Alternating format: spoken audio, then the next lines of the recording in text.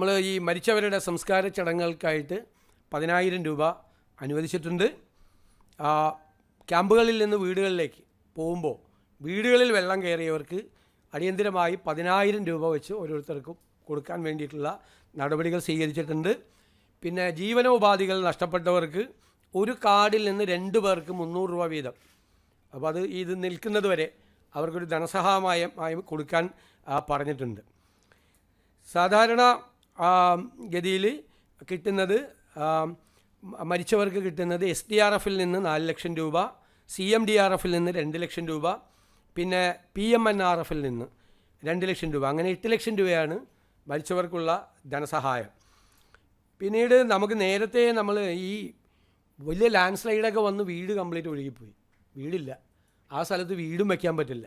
അപ്പോൾ അവിടെ നേരത്തെ കൊടുത്തിരുന്നത് 6 ലക്ഷം രൂപ സ്ഥലം മേടിക്കാനും 4 ലക്ഷം രൂപ വീട് പണിയാനുമാണ്, 10 ലക്ഷം രൂപ.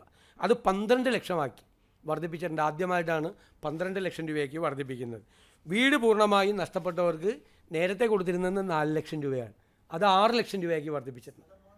സ്ഥലം വാങ്ങി വീട് വയ്ക്കാൻ നേരത്തെ 10 ലക്ഷമായിരുന്നത് 12 ലക്ഷമാക്കി.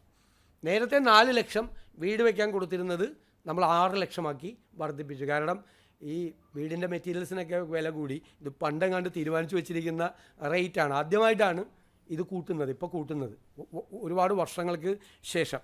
അത് കൂട്ടായി കൊടുക്കാനുമുള്ള നടപടികൾ സ്വീകരിച്ചിട്ടുണ്ട്.